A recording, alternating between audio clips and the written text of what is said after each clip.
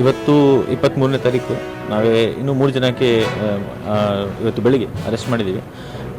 ಅವ್ರ ಹೆಸರು ಗುರ್ಷಿದ್ ಗೌಡ, ಫಕೀರ್ ಗೌಡ ಪಾಟೀಲ್ ಮತ್ತು ಕುಮಾರ್ ಗೌಡ ಪಾಟೀಲ್. ಈ 3 ಜನ ಅವರು ಸಂಬಂಧಿಕರು ಇದ್ದಾರೆ. ಸೊ ಅವರಿಗೇನೂ ನಾವೇ ಅರೆಸ್ಟ್ ಮಾಡಿಸಿದ್ದೀವಿ. ಇನ್ನೂ ನಮ್ಮ ತಂಡಗಳು ಫೀಲ್ಡಲ್ಲಿನೂ ಇದ್ದಾರೆ ಮತ್ತು ನಮ್ಮದು ಬಂದೋಬಸ್ತ್ ನಡೀತಾ ಇದೆ ಆ ಊರಲ್ಲಿ.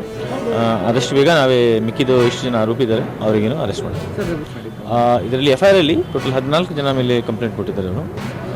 ಅದರಲ್ಲಿ ಕೆಲವು ಜನ ಇದ್ದಾರೆ. ನಾವೇ ಆಲ್ಮೋಸ್ಟ್ ಈಗ 6 ಜನಗೆ ವಶಕ್ಕೆ ಪಡೆದಿದ್ದೀವಿ. ಮಿಕ್ಕಿದಕ್ಕೆ ನಾವೇ ಆದಷ್ಟು ಬೇಗ ಅರೆಸ್ಟ್ ಮಾಡ್ತೀವಿ.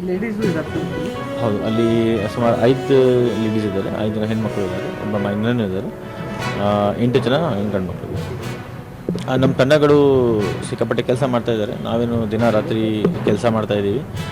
ಮತ್ತು ಈ ಥರ ಘಟನೆ ಆದರೆ ನಮಗೇನು ಒಂದು ಶಾಕ್ ಆಗುತ್ತೆ.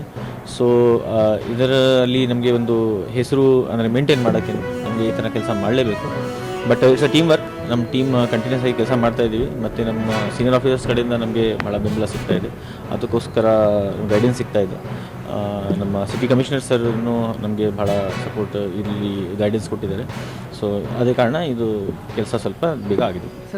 ಸದ್ಯಕ್ಕೆ ನಮಗೆ ಹೇಳೋಕ್ಕೆ ಆಗಲ್ಲ, ಯಾಕಂದರೆ ಅಂಡರ್ ಇನ್ವೆಸ್ಟಿಗೇಷನ್ ಕೇಸ್ ಇದೆ ಮತ್ತು ಕೆಲವು ಆರೋಪಿನೂ ಹೊರಗಡೆ ಇದ್ದಾರೆ.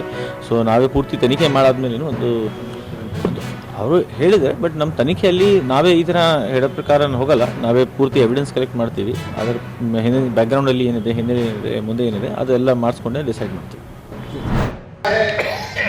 गलत एनवायरमेंटल क्लियरेंस दी जा रही है, करप्शन हो रहा है और कोई ऐसी पब्लिक पॉलिसी बनाई जा रही है जिससे कि लोगों को नुकसान होगा, तो हमको उसके खिलाफ मनरेगा खत्म कर दिया, एक तरह से खत्म ही कर दिया। दूसरा कहते हैं कि हमने नाम बदल कर और उससे अच्छा कानून बना लिया, बिल्कुल गलत है कि हर एक रूरल फैमिली में एक जने को कम से कम 100 दिन का एम्प्लॉयमेंट मिलेगा मिनिमम वेजेस का।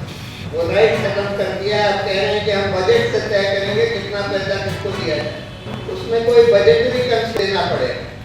दूसरी बात, अब इन्होंने ये भी कर दिया, पहले ये था कि 90% पैसा केंद्र सरकार देती थी कि उन्हीं के पास पैसा है, राज्य सरकारों के पास तो बहुत